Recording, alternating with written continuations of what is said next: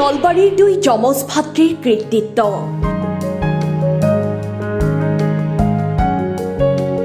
ঘৰতে সাজি উলিয়াইছে চলন্ত টেবুল। চেষ্টাৰ অসাধ্য একো নাই, একাগ্ৰতা থাকিলে সহজ হৈ পৰে সকলো কাম। তাকেই প্ৰমাণ কৰি দেখুৱালে পশ্চিম নলবাৰীৰ দুই যমজ ভাতৃয়ে। উচ্চতৰ মাধ্যমিক বিজ্ঞান শাখাৰ দ্বিতীয় বৰ্ষৰ ছাত্ৰ জ্যোতিষ্মান বৰ্মন আৰু জ্যোতিৰ্ময় বৰ্মন। সৰুৰে পৰাই ইলেক্ট্ৰনিক সামগ্ৰীৰে সৈতে খেলি ভাল পোৱা দুই ভাতৃয়ে বিভিন্ন ধৰণৰ সামগ্ৰী সাজি চৰ্চা লাভ কৰিবলৈ সক্ষম হৈছে। দুই যমজ সন্তানৰ পিতৃ তৰুণ বৰ্মন এজন বিজ্ঞান শিক্ষক। দুই সন্তানক বিজ্ঞান মনস্ক কৰি গঢ় দিবলৈ সৰুৰে পৰা প্ৰয়াস কৰি আহিছে পিতৃয়ে। দুই যুৱকে নিজ ঘৰতে সাজি উলিয়াইছে এখন চলন্ত টেবুল। এই টেবুলখন স্বয়ংক্ৰিয়ভাৱে পৰিচালিত হয়। ইয়াৰ ওপৰত কাপ বা অন্য খাদ্য সামগ্ৰী থলে নিজে নিজে নিৰ্দিষ্ট স্থানলৈ যায়। তদুপৰি যুৱক দুজনে বিভিন্ন ধৰণৰ ৰবট, হাতে সজা ড্ৰোন আদিও সাজি উলিয়াইছে।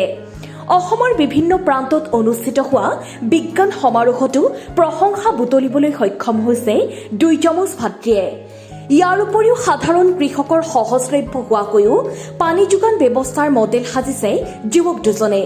এইদৰে বিভিন্ন কাৰিকৰী প্ৰযুক্তিৰ সামগ্ৰী সাজি চৰ্চা লাভ কৰিবলৈ সক্ষম হৈছে দুই ভাতৃ জ্যোতিষ্মান বৰ্মন আৰু জ্যোতিৰ্ময় বৰ্মনে।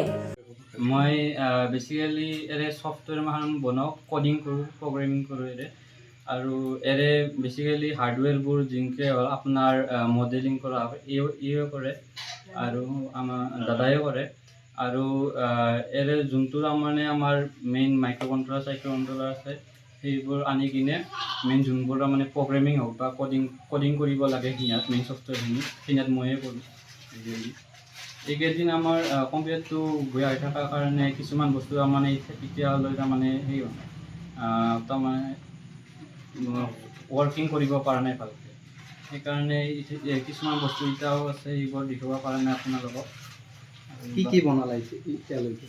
এতিয়ালৈ মই বনালোঁ স্মাৰ্ট বৰ্ড বনালোঁ, আপোনাৰ ড্ৰোন বনালোঁ আৰু ৰবট বনালোঁ। বহুত ধৰণৰ ৰবট বনালোঁ।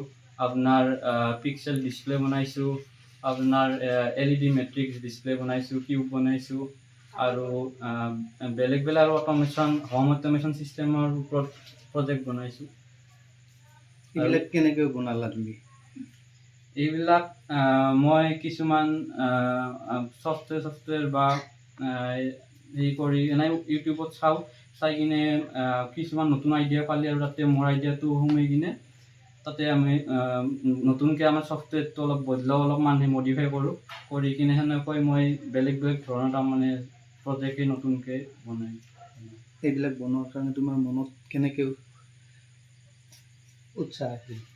মোৰ নৰ্মেলি মই ক্লাছ 3 পৰাই কৰিছিলোঁ, কিন্তু ক্লাছ 10ত মোৰ ৰবটিক্সত নিচা লাগিছে। IITত যাই কিনে IITত যোৱাৰ পিছত মই তাতে বেলেগ ধৰণৰ ৰবট দেখাৰ পিছত মোৰ ৰবটিক্সত যোৱাৰ মন আছিল। সেইকাৰণে আহি কিনে মই ৰবটিক্সৰে কাম কৰিলোঁ। বেলেগ কেনেকৈ আমি বহুত টান প্ৰব্লেমখন ছল্ভ কৰিব পাৰোঁ বা কেনেকৈ আমি বহুত মানুহ কিছুমান কাম কৰিব নোৱাৰা বস্তু আমি কাম কৰিব পাৰোঁ ৰবটৰ সহায়ত। সেনেকৈ ভাবি মই এটা ৰবট বনাইছোঁ। এইবিলাক বনাই পেলাই তুমি ক'ত প্ৰদৰ্শন কৰিলা? মই ইলৰা বিজ্ঞান কেন্দ্ৰ, ফাৰ্ষ্ট মই আৰ্যভট্ট বিজ্ঞান কেন্দ্ৰত কৰিছিলোঁ। তাৰপিছত ইলৰা বিজ্ঞান কেন্দ্ৰ, তাত আমাৰ স্কুলত কৰিছোঁ আৰু কিছুমান জেগাত কৰিছোঁ। এনেকৈ IITত কৰিছোঁ আৰু আমাৰ কলেজত কৰিছোঁ।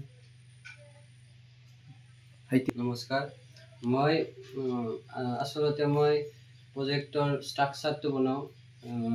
কেনেকৈ মানে কেইটাখন ৰবাৰত কেইটা চাকা থাকিব লাগে, কোনটো চাইডে থাকিলে ভাল হয় সেইটো চাওঁ মই।